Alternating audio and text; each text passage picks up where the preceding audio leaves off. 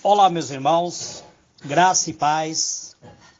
Eu sou o vosso irmão em Cristo, o presbítero Gregório, de Campo Grande, Mato Grosso do Sul.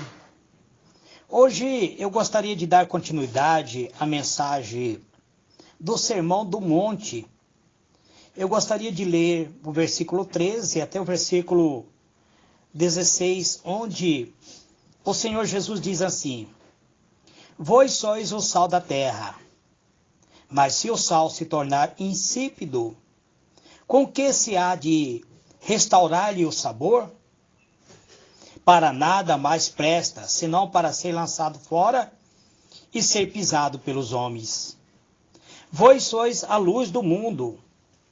Não se esconde uma cidade situada sobre o monte, nem os que acendem uma candeia e colocam debaixo do arqueire, mas no velador.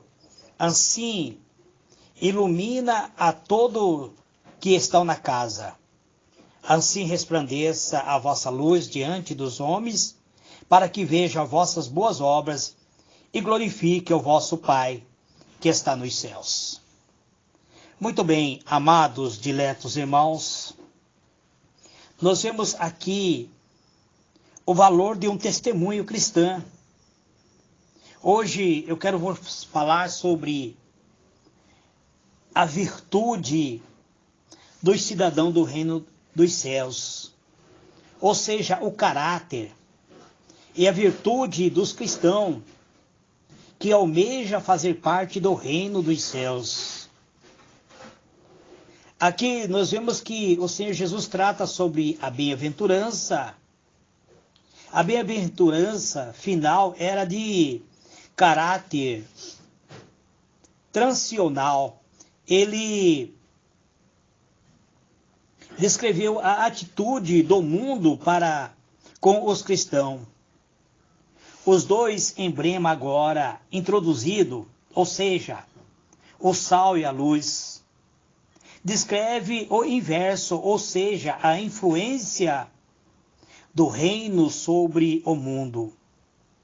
A resposta dos seguidores de Cristo àquele que o persegue. Por meio destes dois emblemas ou metáfora, revela-se a importante verdade de que essa pessoa a quem o mundo, inclusive o mundo aparentemente piedoso dos escribas e fariseus, odeia esses cristãos. Este mundo aparentemente piedoso odeia os seguidores de Cristo. São precisamente aqueles a quem o mundo mais deve, ou seja, essas pessoas que são perseguidas são os agentes transformadores. Eles são os cidadãos do reino. Não importa quão desprezado seja ou quão insignificante pareça ser. Tão somente eles, não o escriba, não os fariseus, não os religiosos da atualidade. E somente aqueles que se tornam seguidores de Cristo são o sal da terra. Somente aqueles que tornam seguidores de Cristo serão a luz deste mundo. As bem-aventurança descreve o caráter essencial dos discípulos de Jesus: ser sal e ser luz. Esta ilustração é uma metáfora que denota a sua influência para o bem do mundo. Quando examinamos mais detalhadamente essas ilustrações, vemos que foram deliberadamente proferidas a fim de serem comparadas uma com a outra. Nos dois casos, Jesus primeiro faz uma afirmação. Ele diz: vós sois o sal da terra. No segundo caso, ele diz: vós sois a luz do mundo. Depois, ele acrescenta as condições das quais depende a afirmação. o Senhor Jesus acrescenta dizendo que o sal deve manter a sua qualidade de salgar e a luz deve brilhar. O sal para nada serve se perder a sua qualidade de salgar, a sua condição de salinidade. A luz torna-se inútil se for escondida. Então vamos analisar, amados, a palavra de Deus. O Senhor Jesus deixa bem claro quando ele diz: vós sois o sal da terra. Versículo 13. Ainda que o sal tenha muita característica, ou seja, uma das condições, uma das características do sal é a brancura. O sal tem o sabor, tem o aroma. O sal tem o poder conservativo. Talvez seja especialmente esta a última qualidade. O poder do sal como um antisséptico, uma substância que serve como preservativo para manter para manter a qualidade e para retardar a deterioração que o mantimento não venha se deteriorar. Isso nós vemos que é uma função do próprio sal, uma função de conservante. O sal também tem o seu sabor. Não deve ser excluído o sabor do sal. O sal, pois, tem uma função especialmente conservante. Ele combate a deterioração de formas que, semelhante, os cristãos também devem combater, mostrando serem cristão verdadeiro. Tanto o sal quanto os cristãos devem... O sal combate aquilo que pode destruir o alimento. O cristão, ele combate a corrupção do mal. Ele combate a corrupção que há no mundo, tanto a corrupção moral e espiritual. Então não acontece se o cristão ele se conformar com este mundo, ele perde a sua qualidade de combater a corrupção moral. Se o cristão se coloca de repente ao lado daquilo que é profano, daquilo que é indecoroso, certamente o mundo ímpio irá prevalecer. Todavia, só Deus sabe que, por mais corrupto que o mundo é, sem a existência do cristão, sem a existência daqueles que seguem a Cristo, o mundo cairia em ruína. Portanto, necessitamos de pessoas, de orações, de intercessões. Hoje em dia necessitamos muito mais para refriar, para paralisar a corrupção que há no mundo. O sal age secretamente. Sabemos que ele combate aquilo que pode destruir o alimento, embora não possamos vê-lo realizar tal tarefa. Contudo, a sua influência é muito real. Dessa maneira também os cristãos são chamados para seres purificadores morais em um mundo onde os padrões éticos são baixos e instáveis e ao mesmo tempo inexistentes. O valor do sal tem sido estimado desde os tempos antigos, amados. No período de Cristo, os soldados romanos eram pagos com sal. E se algum deles era desleixado com seus cumprimentos de deveres, dizia-se que não valia o sal que comia.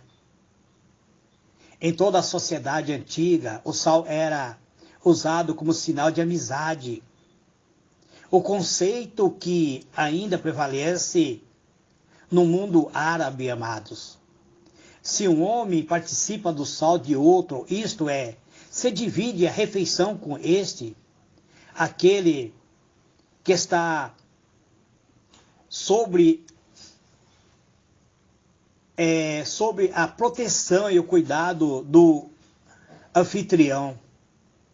Se o pior inimigo de alguém chegasse à sua casa, à sua tenda, e comesse do seu alimento, compartilhasse o seu alimento contigo, o hospedeiro estaria obrigado a protegê-lo e oferecer-lhe provisão, como se fosse o mais íntimo de seu amigo. Dessa ideia surgiu o conceito da aliança de sal mencionada no livro de 2 Crônica, capítulo 13, verso 5, onde Deus fala de uma aliança de sal que fez com Davi.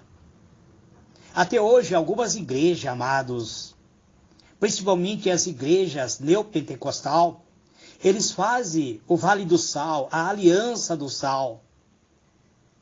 Tal conceito é anterior aos tempos dos tabeliões que podia autenticar a legalidade de um documento.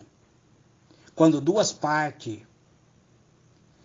entravam em acordo, quando havia este acordo sobre a condição até chegar a um consenso definitivo, então junto eles comiam sal ou a porção de alimento, o ato de comer o sal sujeitava aquilo que chamava pacto de sal.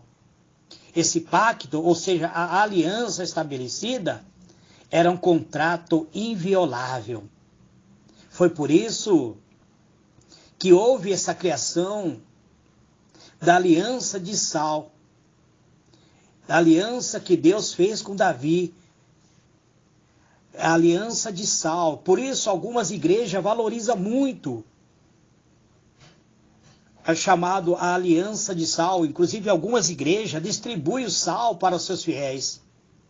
A eficácia do sal, entretanto, é condicional. Tem de conservar a sua capacidade de salgar. Mas em termos preciosos, o sal nunca pode perder a sua qualidade de salgar. O cloreto de sódio é um produto químico muito estável, resistente a quase todos os ataques. Não obstante, pode ser contaminado por impureza, tornando-se então inútil e até mesmo perigoso. O sal que perdeu a sua propriedade de salgar não serve nem mesmo para adubo. Isto é, não serve para ser fertilizante. Naquela época chamava-se de sal um pó branco, talvez apanhado próximo ao Mar Morto, o qual continha muito mais elemento do que apenas cloreto de sódio. Pois antigamente não existia refinaria. Nesse pó, o cloreto de sódio era provavelmente componente mais solúvel e, portanto, o que mais facilmente desaparecia. O resíduo de pó branco ainda parecia ser sal. Sem dúvida, era chamado assim, mas não tinha mais o seu valor nutriente, não tinha mais o gosto, nem agia com as mesmas propriedades. Não passava de pó, simplesmente para ser lançado no chão. Não servia para mais nada. Não havia mais como utilizar esse sal. Tinha perdido a sua qualidade de sal. A qualidade que o cristão muitas vezes perde quando entra de acordo com o mundo. O cristão que se conforma com o mundo, ele perde a sua qualidade, o seu caráter. Conforme descrito na bem-aventurança, o cristão de verdade O verdadeiro cristão, ele é visível em todas as palavras. Para ter eficácia, o cristão precisa conservar a sua semelhança com o próprio Cristo. Assim como o sal deve preservar. O sal deve preservar a sua qualidade de salgar. O cristão deve preservar a sua santidade. Se os cristãos forem subjugados por aquilo que existe no mundo, pelo pecado que existe no mundo, deixando-se contaminar pela impureza do mundo, ele perderá a sua capacidade de influenciar. A influência dos cristãos na sociedade depende da sua diferença e não da sua identidade. A glória do Evangelho é que quando a igreja é absolutamente diferente do mundo, ela é invariavelmente, ela atrai.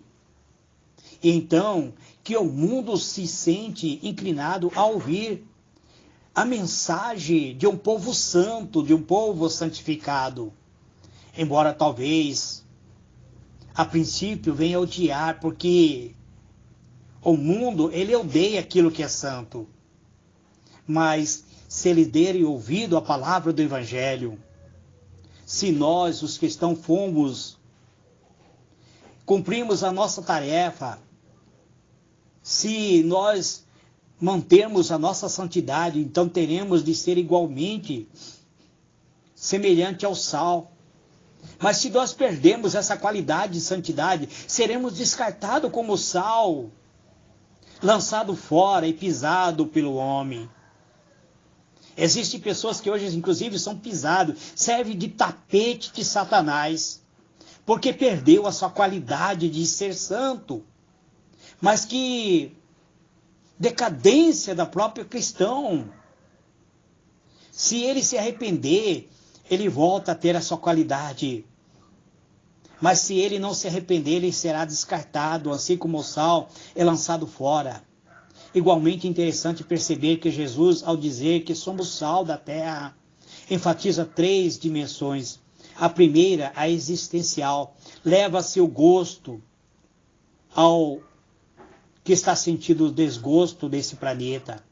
A segunda é da natureza ética, é de ser o sal da terra, e não da terra. Não simplesmente um sal.